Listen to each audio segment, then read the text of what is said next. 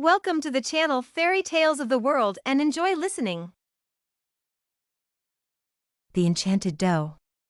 Italian folktale.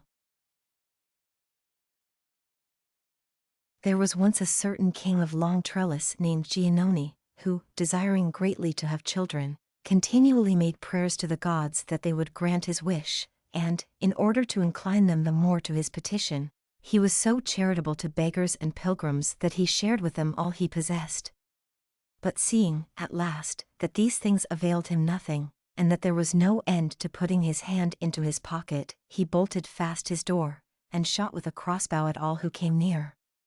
Now it happened one day, that a long-bearded pilgrim was passing that way, and not knowing that the king had turned over a new leaf, or perhaps knowing it and wishing to make him change his mind again, he went to Giannone and begged for shelter in his house.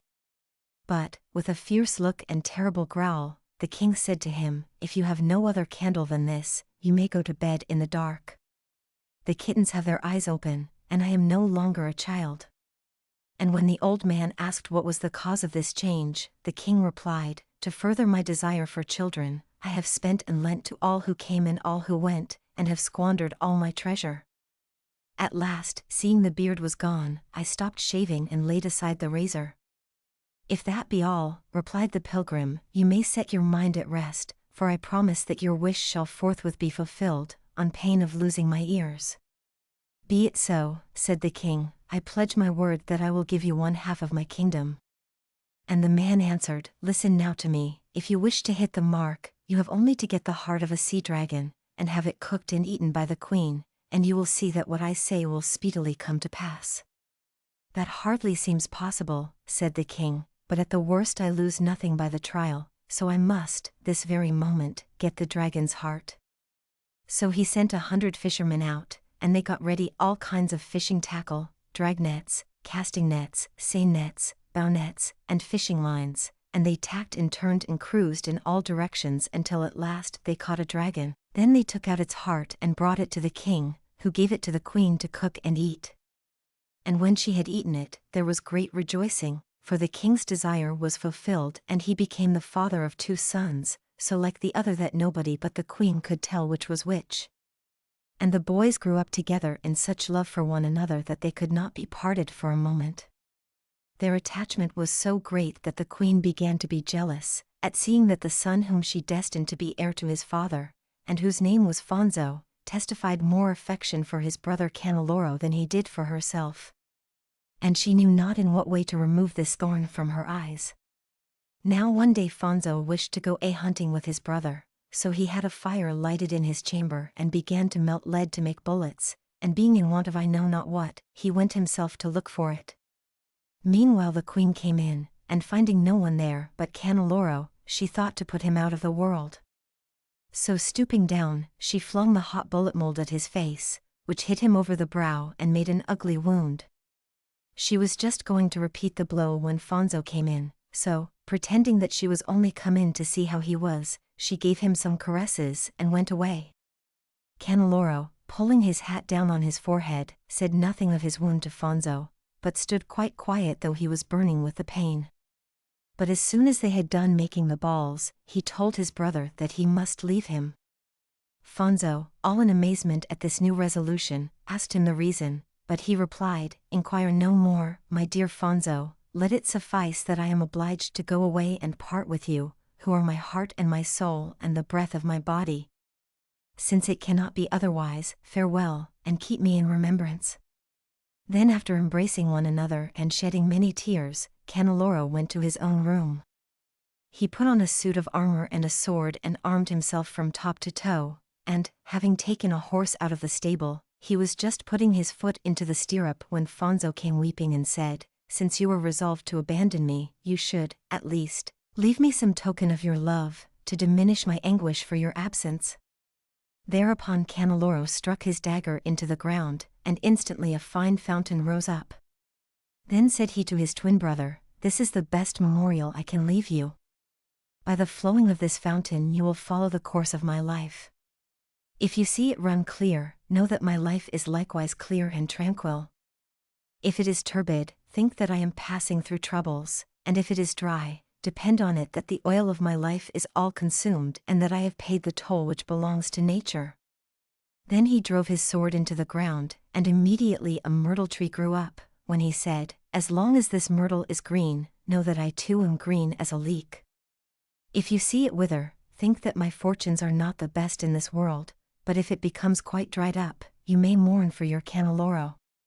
So saying, after embracing one another again, Canneloro set out on his travels, journeying on and on, with many adventures which it would be too long to recount. He at length arrived at the kingdom of Clearwater, just at the time when they were holding a most splendid tournament, the hand of the king's daughter being promised to the victor. Here Canneloro presented himself and bore him so bravely that he overthrew all the knights who were come from divers parts to gain a name for themselves. Whereupon he married the Princess Phoenicia, and a great feast was made. When Canneloro had been there some months in peace and quiet, an unhappy fancy came into his head for going to the chase. He told it to the king, who said to him, "Take care, my son-in-law, do not be deluded. Be wise and keep open your eyes, for in these woods is a most wicked ogre who changes his form every day, one time appearing like a wolf, at another like a lion, now like a stag, now like an ass, like one thing and now like another. By 1,000 stratagems he decoys those who are so unfortunate as to meet him into a cave, where he devours them. So, my son, do not put your safety into peril, or you will leave your rags there." Canneloro, who did not know what fear was, paid no heed to the advice of his father-in-law. As soon as the sun with the broom of his rays had cleared away the soot of the night, he set out for the chase, and, on his way, he came to a wood where, beneath the awning of the leaves, the shades has assembled to maintain their sway, and to make a conspiracy against the sun. The ogre, seeing him coming, turned himself into a handsome doe, which, as soon as Canneloro perceived, he began to give chase to her. Then the doe doubled and turned, and led him about hither and thither at such a rate, that at last she brought him into the very heart of the wood, where she raised such a tremendous snowstorm that it looked as if the sky was going to fall. Canneloro, finding himself in front of a cave, went into it to seek for shelter, and being benumbed with the cold, he gathered some sticks which he found within it, and pulling his steel from his pocket, he kindled a large fire. As he was standing by the fire to dry his clothes, the doe came to the mouth of the cave, and said, "Sir Knight, pray give me leave to warm myself a little while, for I am shivering with the cold." Canneloro, who was of a kindly disposition, said to her, "Draw near, and welcome." "I would gladly," replied the doe, "but I am afraid you would kill me." "Fear nothing," answered Canneloro, "trust to my word." "If you wish me to enter," rejoined the doe, "tie up those dogs, that they may not hurt me, and tie up your horse that he may not kick me." So Canneloro tied up his dogs and hobbled his horse, and the doe said, "I am now half assured, but unless you bind fast your sword, I dare not come in." Then Canneloro, who wished to become friends with the doe, bound his sword as a countryman does, when he carries it in the city for fear of the constables. As soon as the ogre saw Canneloro defenseless, he retook his own form, and laying hold on him, flung him into a pit at the bottom of the cave, and covered it up with a stone, to keep him to eat. But Fonzo, who morning and evening visited the myrtle and the fountain, to learn news of the fate of Canneloro, finding the one withered and the other troubled, instantly thought that his brother was undergoing misfortunes. So, to help him, he mounted his horse without asking leave of his father or mother, and arming himself well and taking 2 enchanted dogs, he went rambling through the world. He roamed and rambled here, there, and everywhere until, at last, he came to Clearwater, which he found all in mourning for the supposed death of Canneloro. And scarcely was he come to the court, when every one, thinking, from the likeness he bore him, that it was Canneloro, hastened to tell Phoenicia the good news, who ran leaping down the stairs, and embracing Fonzo cried, "My husband! My heart! Where have you been all this time?" Fonzo immediately perceived that Canneloro had come to this country and had left it again, so he resolved to examine the matter adroitly, to learn from the princess's discourse where his brother might be found. And, hearing her say that he had put himself in great danger by that accursed hunting, especially if the cruel ogre should meet him, he at once concluded that Canneloro must be there. The next morning, as soon as the sun had gone forth to give the gilded frills to the sky, he jumped out of bed, and neither the prayers of Phoenicia, nor the commands of the king could keep him back, but he would go to the chase.